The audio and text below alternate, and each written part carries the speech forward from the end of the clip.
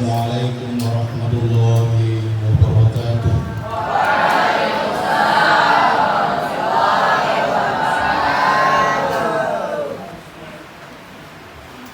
Alhamdulillahi bi'ni'matihi tatimmus shalihat.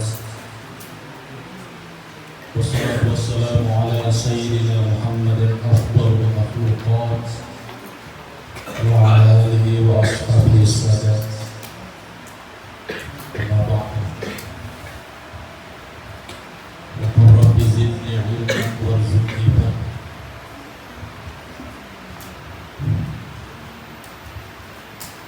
Anak-anakku semua, para santri yang dimuliakan oleh Allah Subhanahu wa Ta'ala. Insyaallah pada malam hari ini kita akan menyambung pengajian yang sudah kita mulai pada minggu yang lalu dengan pembahasan masih berkisar pada bab pertama, yakni tentang air. Saya minta supaya catatan Anda semua dirapikan dan bisa menjadi satu pengetahuan baru yang akan dirangkai secara praktis. Jadi ada di situ yang bisa diambil kisi-kisinya, yang bisa diambil langsung apa isinya, apa materinya setiap pertemuan itu. Karena buku ini luar biasa. Judulnya saja itu sudah bisa menggambarkan betapa besar isinya. Tahu arti Bulughul Maram? Sudah tahu artinya? Sudah? Bulugh artinya sampai, Al-Maram tujuan. Jadi kalau digabung Bulughul Maram diartikan apa?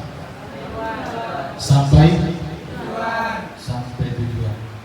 Betapa besar cita-cita dan harapan penyusun buku ini supaya yang menjadi nama dari buku ini Bulughul Maram, sampai pada tujuan yang bisa tercapai. Dan isinya ini min adillatil ahkam, dalil-dalil yang menunjukkan hukum-hukum syar'i yang tidak bisa diragukan lagi, karena begitu hadis yang tercantum di dalam buku ini semua ada keterangannya lengkap. Tidak asal dicantumkan hadisnya di sini, tetapi semua terjamin, semua dijamin. Kenapa dijamin? Karena dia dipakai sebagai adillatul ahkam, dalil-dalil yang akan membicarakan tentang hukum-hukum syar'i. Kita tidak boleh lemah, harus kuat hadis. Dia dan harus disepakati oleh para ulama hadis. Kalau sedikit mau diungkap, siapa Ibnu Hajar al-Asqalani? Nama aslinya itu Ahmad bin Ali bin Hajar al-Asqalani. Jadi Ahmad bin Ali, detailnya itu bukan detail ya, gelarnya itu Syihabuddin. Jadi kalau dibilang Syihabuddin siapa orangnya, itu juga sebenarnya. Apa itu Syihabuddin? Bintangnya agama. Siapa yang punya nama di sini Syihab? Ada yang punya nama di sini Syihab? Syihab artinya bintang. Ya, kalau Anda melihat itu bintang, betapa perasaan kita mengatakan bahwa betapa hebatnya kita lihat bintang itu. Dia di atas kemudian dia bercahaya. Kalau di atas saja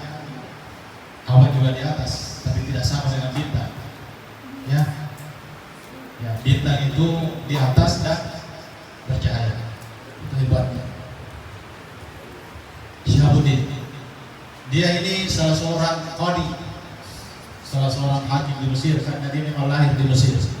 Ya kalau nanti ada yang tanya-tanya, itu Ibnu Hajar itu orang apa?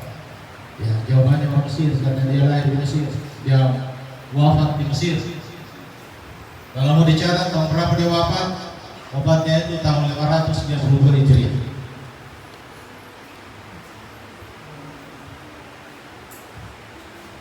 Di Anda semua, saya mau supaya referensi ini sangat sangat diminati, sangat mau dipelajari. Hadis-hadisnya ini pendek-pendek, jadi tidak ada yang terlalu susah untuk dihafal. Jadi kalau saran saya, karena tidak terlalu banyak materi, dalam materi yang hari ini sebaiknya itu sudah dihafal sampai dengan minggu berikutnya. Jadi bukan lagi hadis-hadis itu tersimpan di sini, tapi saya mau hadis itu tersimpan di dalam dadanya. Dia pindah ke dalam dadanya.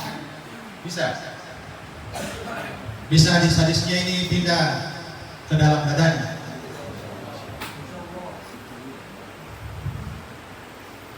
Ilmu itu 3 macam.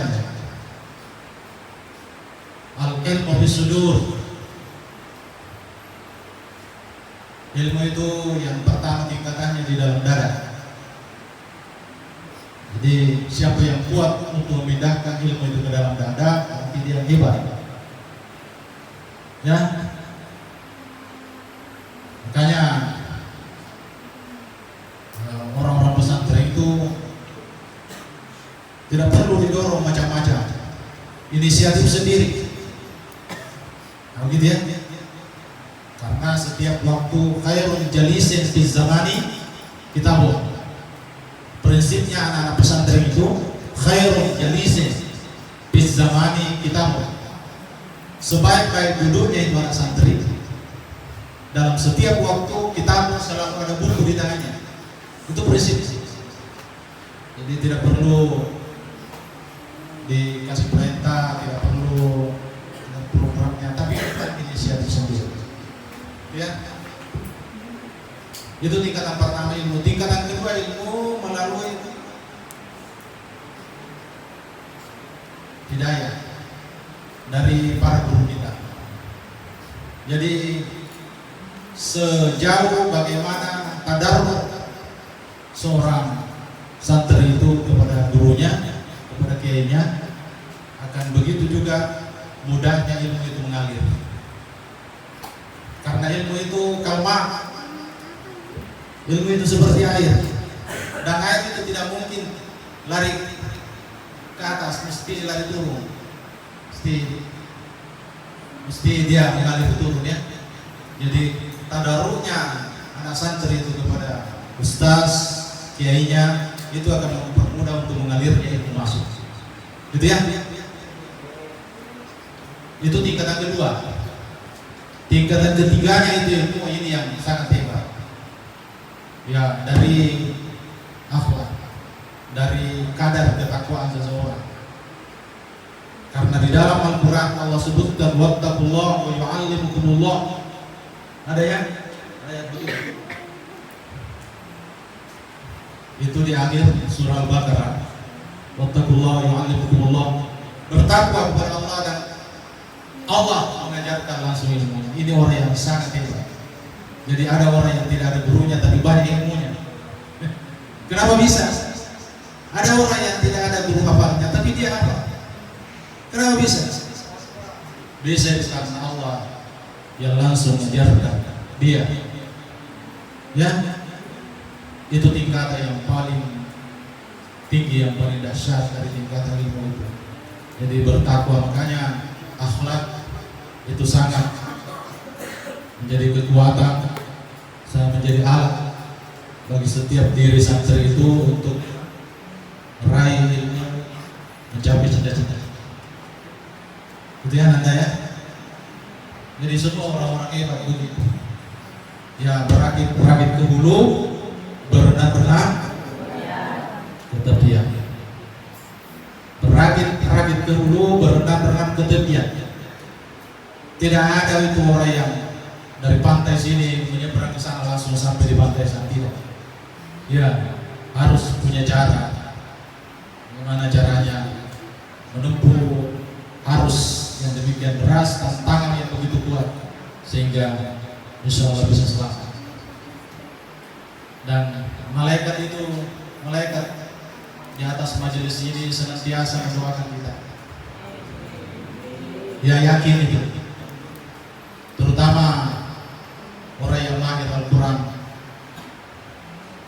Orang yang mahir Al-Quran itu sangat senang malaikat selalu bersama dengan kita. Tidak akan pernah jauh malaikat itu bagi orang yang mahir Al-Quran, bagi orang yang menghafal Al-Quran. Itu satu kelebihan yang sangat luar biasa. Gitu ya Anda ya. Nah, sekarang kita pindah ke hadis kedua. Masih ingat hadis pertama? Masih?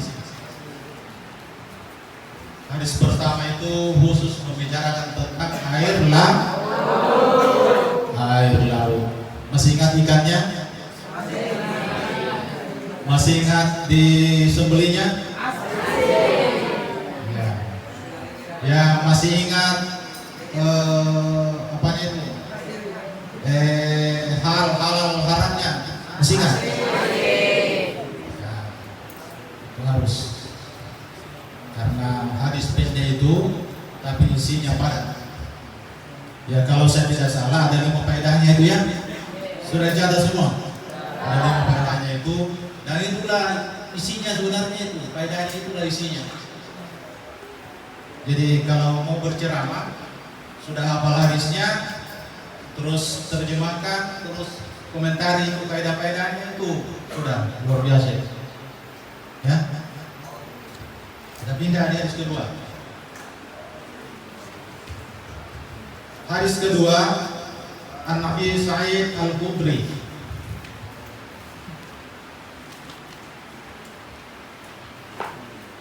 Ini seorang ulama terkenal, ulama hadis terkenal.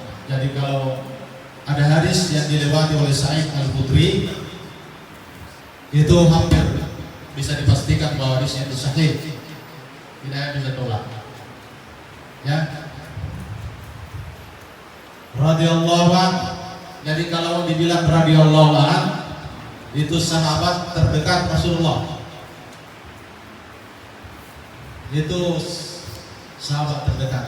Berarti itu yang dapat gelar radhiyallahu anhu, bukan orang sembarangan. Macam kita ini tidak bisa. Ulama siapapun sekarang ini tidak bisa radhiyallahu anhu. Harus kriterianya sahabat dekat. Dan Rasulullah baru bisa dikatakan radhiyallahu. Nah, kalau laki-laki radhiyallahu anhu, tapi kalau perempuan radhiyallahu anha. Karena banyak juga hadis yang bukan hanya laki-laki yang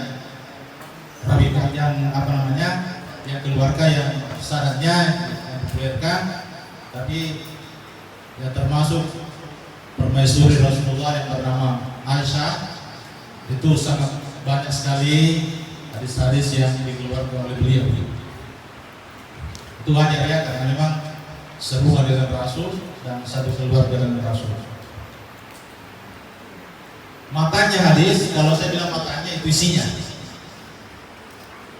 Jadi nanti bingung-bingung apa ini Nabi stasi mata. Kalau mata itu materinya, isinya hadis. Yang dimaksud dengan isinya itulah yang diriwayatkan oleh Rasulullah, itu yang diucapkan oleh Rasulullah. Qala Rasulullah sallallahu alaihi wasallam, innal ma'a. Perhatikan menggunakan inna kalimat di depannya, pasti barisnya itu al-ma. Tansibul isma wa tarfaul khabar. Jadi inna itu tansibul is, al-ma isinya inna, nanti kabarnya Rafa, innal ma'a tahurun. Tahurun itu kabarnya indah.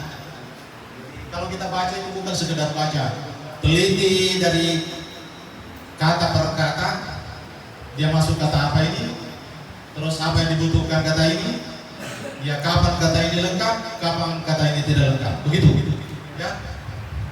Jadi jangan asal baca. Jadi kalau kita baca satu kalimat cukup banyak sebenarnya yang bisa kita peroleh dari ilmu itu, yang bisa kita gunakan ilmu di sini.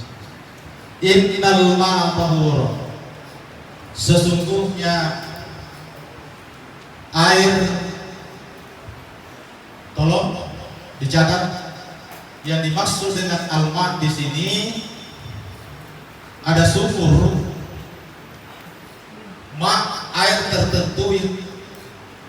air tertentu di mana air itu berasal dari sumur Budaa. Jadi ada sumur Budaa di Madinah, sumur Budaa. Sumur ini di situ tempatnya orang ambil air, di situ tempatnya mandi, seluruh kebutuhan yang berhubungan dengan air masyarakat Madinah di situ Budaa. Sehingga hadis ini juga disebut dengan hadis birru budak. Jadi hadis kedua ini disebut juga dengan hadis birru budak.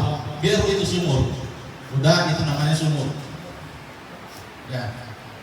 Kenapa? Karena banyaknya kegiatan orang di situ, mandi, berwudu, mencuci, ambil, ya mungkin juga buat sesuatu yang tidak pantas, gitu ya. Sampai ada orang yang pertanyakan bagaimana statusnya itu, apakah sumur itu bersih, airnya itu bersih?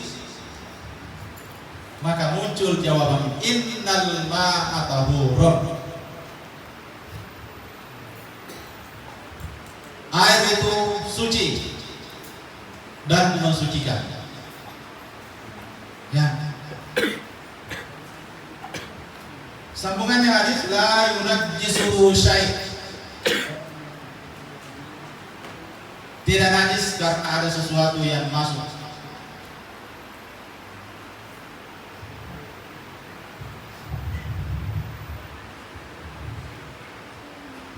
Itu hadis pertama, hadis kedua ini. Jadi singkatnya hadis ini hanya menjelaskan keadaan air itu, bahwa air itu suci, airnya sumur Budaa, suci dan mensucikan dan tidak najis karena ada sesuatu najis yang bercampur dengan air itu atau yang masuk dengan air itu. Itu penjelasannya seperti itu.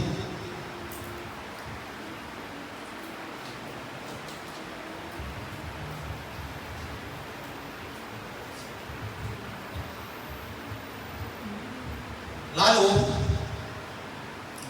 kita lihat hadis ketiga, karena sangat berentetan dengan hadis ketiga. Hadis kedua berentetan dengan hadis ketiga. Apa dibilang hadis ketiga? Nabi Umam Al-Bahili. Jadi kalau punya buku begini terus ada nomor kecil di atasnya, seperti Umam Al-Bahili ada 9 di atasnya, maka di bawah itu cari nomor 9. Itu nomor 9 di bawah itu penjelasan tentang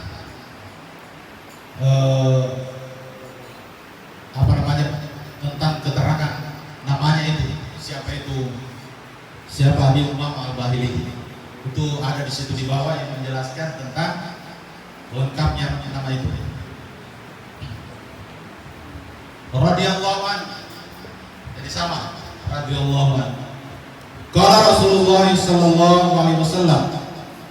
Rasul bersabda, innal ma'a la yunajjisuhu syai'. Apa bedanya di atas?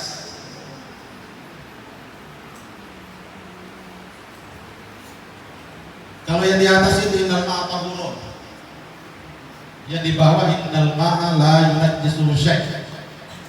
Kalau di bawah ini langsung mengatakan sesungguhnya ini itu tidak ada yang bisa membuat dia najis illa ma ghalaba ala rihihi wa ta'mihi wa launihi, terkecuali jika air itu diakibatkan oleh najis itu berubah. Apanya yang berubah? Rihihi, baunya, wa ta'mihi, rasanya, walau ini dan warnanya. Jadi ternyata sifatnya air itu ada 3. Sifatnya air, pertama ada bau, ada rasa, kedua kemudian yang ketiga ada warna.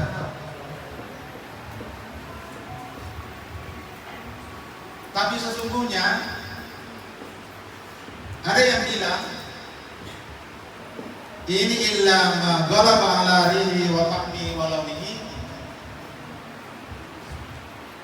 itu tidak pernah ada itu. Ya. Jadi mutlaknya bahwa air itu bersih, ya. Dan disepakati bahwa kalau najis yang turun di air itu lantas berubah baunya, berubah rasanya, berubah warnanya, disepakati oleh ulama bahwa itu najis, sekalipun tidak ada kata-kata illa ma ghalaba ala rihi wa ta'mihi wa launihi. Pertanyaannya, kalau bukan najis yang turun di air itu, lalu air itu berubah baunya, berubah rasanya, dan berubah warnanya, apakah dia najis? Karena di sini penekanannya najis yang turun. Bagaimana? Najis atau tidak? Tidak. Jadi kuatkan alasanmu bahwa kalau barang yang suci masuk ke dalam air baru berubah baunya, bukan najis ya. Apa itu barang suci? Daun turun. Ada pohon di atasnya baru daun turun, kan biasanya ya kadang karena ada banyak daun turun berubah bau, tapi dia bersih, bukan najis. Rasanya juga kadang berubah, warnanya juga kadang berubah. Banyak ada aliran sungai, di situ ada ikan di dalamnya, kan? Dari atas hulunya jernih, kemudian turun air itu menjadi pucat. Ya, kenapa dia pucat? Ada ikan di dalam, ada ikan di dalam tulang itu. Nah sekarang pertanyaannya, yang pucat ini apakah najis atau tidak? Tidak. Kenapa? Karena ikan itu suci. Jadi tidak semuanya. Jadi jangan melihat bahwa berubahnya bau, berubahnya rasa, berubahnya warna dari 3 sifat air ini kemudian seluruhnya dianggap bahwa itu najis. Tidak. Itu ada pengecualian ya. Itu ceramakan saja. Ada pengecualian. Ada juga air itu yang langsung kuning, langsung merah keluar. Ya. Biasa dari sela-sela batu ya. Sela-sela batu ada tanah yang merah, tanah merah. Terus dari anunya itu, dari zat-zatnya tanah, dari zat-zatnya batu itu keluar, bercampur airnya jadi merah. Ya, kelihatannya bukan seperti air, tapi kayak seperti apa? Seperti besi dilihat ya. Nah, itu tidak apa-apa. Karena memang sifatnya air aslinya dari situ. Bukan sifatnya aslinya memang dari situ. Ya. Sama kalau ada air yang tidak pernah tidak pernah jernih. Memang keruh terus keruh. Karena memang asalnya dari lumpur. Ya bagaimana mungkin bisa jernih asalnya dari lumpur? Begitu. Jadi aslinya begitu, maka dipakailah karena dia tidak apa-apa. Ada pertanyaan di sini?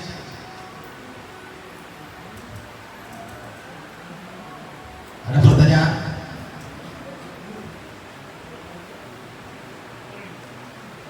Ada? Ya, silakan. Bismillahirrahmanirrahim. Assalamualaikum warahmatullahi wabarakatuh.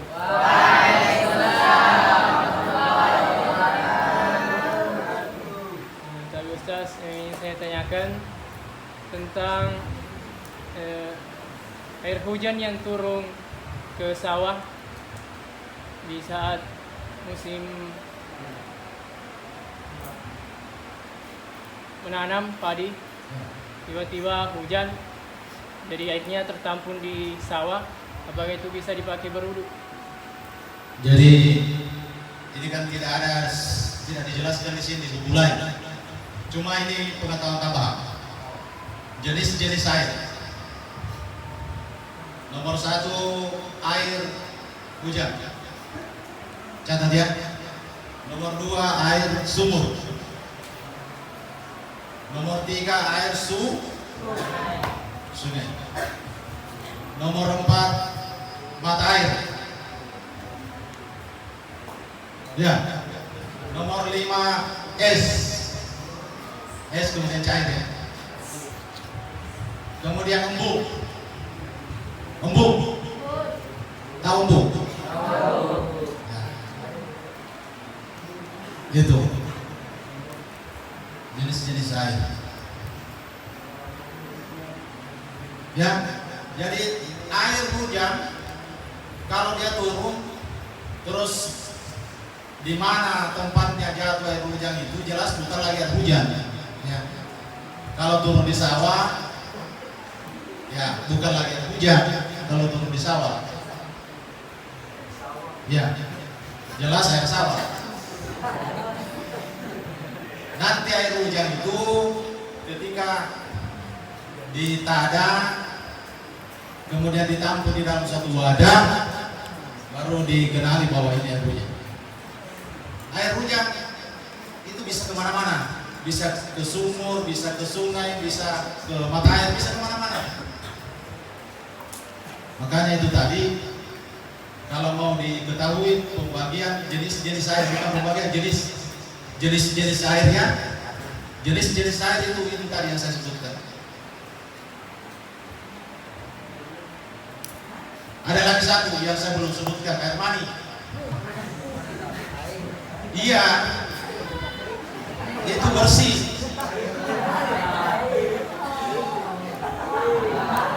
Jangan macam-macam pikirannya. Yang jelas jenis air masuk kategorinya. Ya, seandainya sama sekali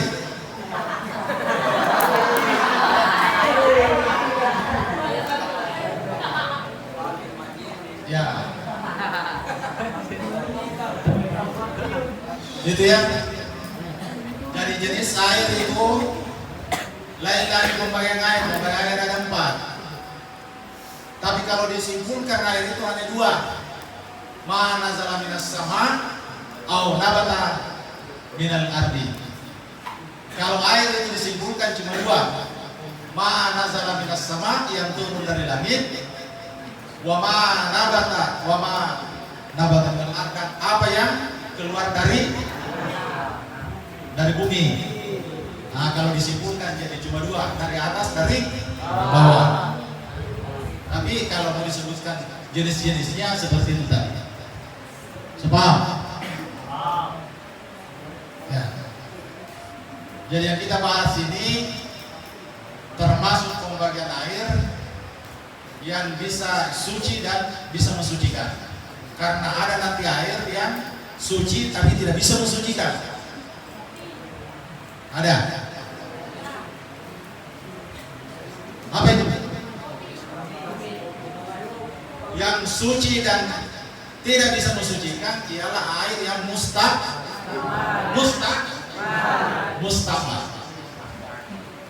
Ya, kalau bilang suci ya suci, tapi tidak bisa dibalas suci karena dia mustahmal. Ada air najis yang suci tapi mukayyad dengan nama lain, terikat dengan nama lain, dan harus disebut air kopi, air sabun, air kelapa, terikat dengan nama lain. Setahu suci tapi bisa diminum, tapi untuk wudhu tidak, karena Ananda harus tahu catat-catat ini semua, ya. Jadi sekarang anunya ini faedahnya hadis kedua dan ketiga. Jadi faedahnya hadis kedua dan ketiga ada 3. Catat. Jadi hadis kedua dan hadis ketiga, kedua hadis ini menunjukkan bahwa secara asal air adalah suci dan mensucikan. Jadi asalnya air itu suci dan mensucikan, dan tidak ada sesuatu pun yang dapat menajiskan. Jadi asalnya air. Kemudian yang kedua faedahnya,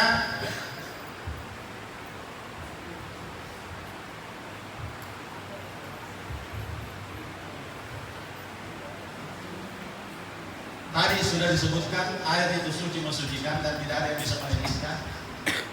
Yang kedua, kita lihat lagi, ternyata ada kemutlakan ini tetapi diikat dengan ada sesuatu yang mengikat. Air suci tapi kemutlakannya itu terikat. Terikat dengan apa? Terikat dengan bau, terikat dengan rasa, terikat dengan warna. Jadi kemutlakannya itu terikat dengan itu, dengan sifatnya. Maksudnya ya. Jadi kemutlakannya tadi suci mensucikan, terus kelihatan ada perubahan di bau, ada perubahan di rasa, ada perubahan di warna, maka itu lain lagi, menjadi ukurannya lain lagi.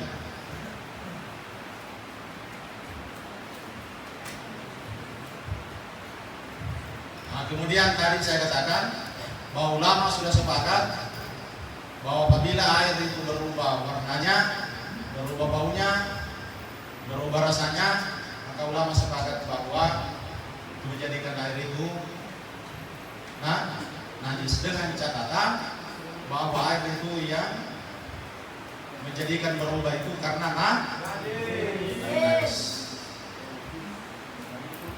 Ya, tapi kalau benda bersih, benda suci, dan 3 sifatnya itu yang berubah, sepakat ulama juga mengatakan tidak najis.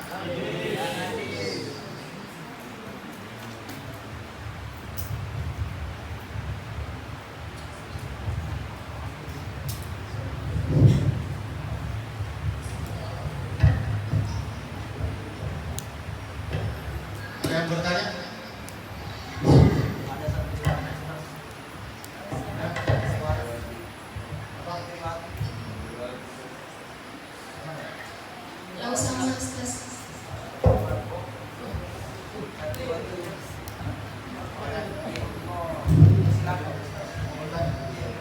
Sama Ustaz. Ya, silakan. Assalamualaikum warahmatullahi wabarakatuh.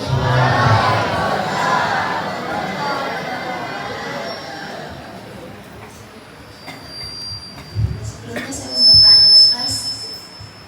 Seperti yang tadi kita bilang kalau air itu suci dan tidak ada yang dapat membuat najis kecuali berubah rasa, warna dan bau. Bagaimana hukumnya air dalam suatu jana yang melebihi 2 bulan tetapi sudah dijilat sama anjing atau hewan yang sejenis? Oh begitu. Nah, jadi lain lagi, ada hadis yang lain bahwa tidak ada toleransi ya. Toleransi apakah berubah bau, rasa, warna, tapi sudah dijilati oleh anjing, maka secara otomatis hadisnya yang mengatakan harus dibuang, ya. Jadi tidak ada toleransi ya, harus dibuang. Jadi tidak perlu periksa. Kalau sudah kelihatan bahwa bejana itu sudah dijilati ya, anjing, Tidak ada lagi toleransi, bilang periksa baunya, periksa rasanya, periksa warnanya. Pokoknya buang. Ya. Jadi sebenarnya nanti penjelasan itu ada pada hadis keempat. Nah, jadi kalau airnya yang dianu, enggak. Kalau airnya yang dijilat, bukan tempat yang dijilat, itu anunya, itu airnya yang dibuang. Jadi tidak berlaku hukumnya lain untuk tempatnya. Kecuali kalau tempatnya yang dijilat, maka berlaku hukum lain. Apa itu hukum lain? Bahwa harus dicuci 7 kali.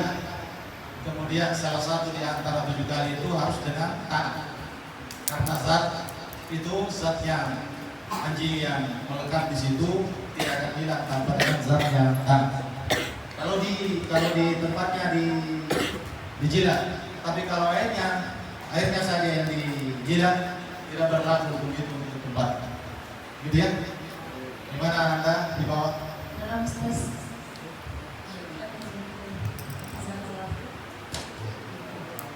Jadi nanti sebenarnya di hadis keempat, tapi karena muncul pertanyaan yang boleh buat, kita sudah harus berikan penjelasan seperti ini. Dan tadi ada tambahannya antara airnya yang dijilat dengan tempatnya jadi beda, gitu ya.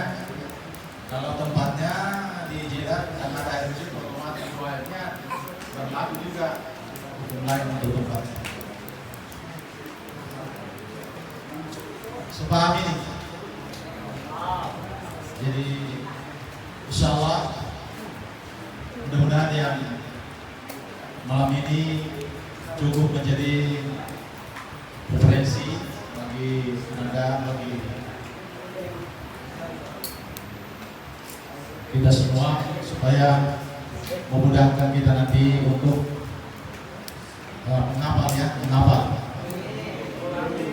Jadi catat karena ada tadi yang saya sampaikan itu bukan tidak ada di situ puji sumber budaya, tidak ada, padahal itu sejarahnya di sini itu sebenarnya penjelasan Rasulullah tentang adanya pertanyaan orang Madinah dengan sumber budaya yang dipakai oleh orang Madinah, ya statusnya airnya itu bagaimana, kemudian kegiatannya orang itu sekitarnya bagaimana, sehingga lahirlah penjelasan dari Rasulullah dengan dua hadis sekalian. Hadis ketiga dengan hadis kedua dan hadis ketiga.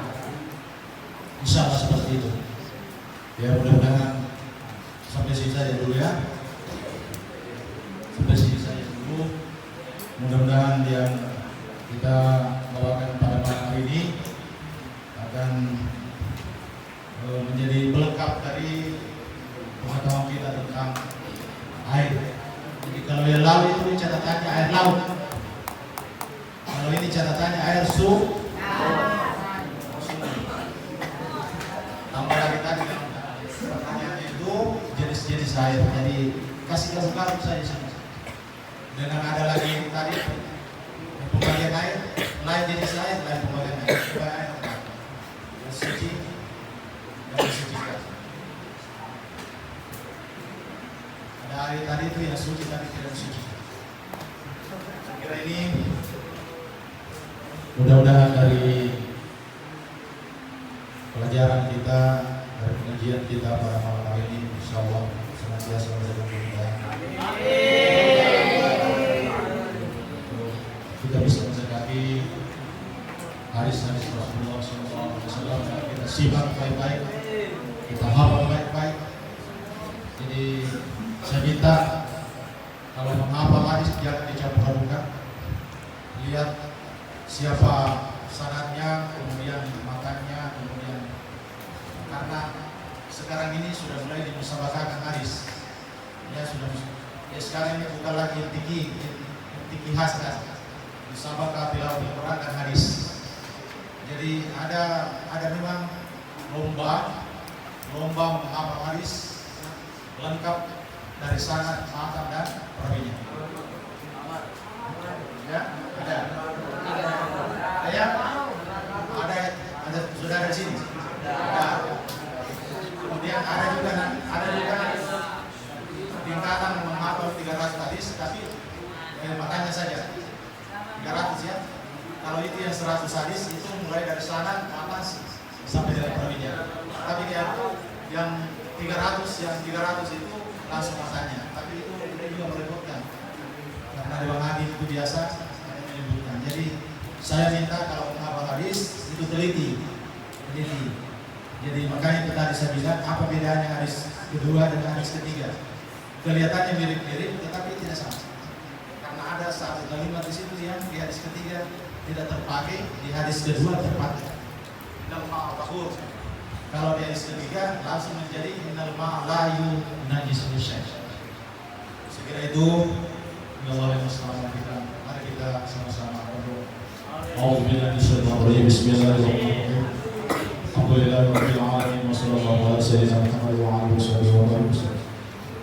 Allahumma inna nas'aluka min khairi ma sa'ala nabiyyuka Muhammad sallallahu alaihi wasallam wa na'udzu bika min syarri ma sta'adha bihi nabiyyuka Muhammad sallallahu alaihi wasallam.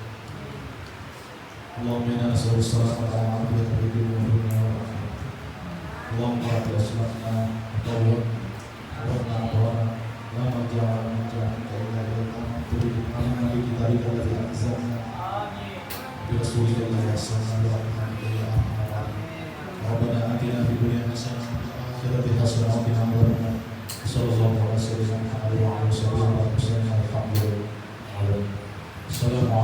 warahmatullahi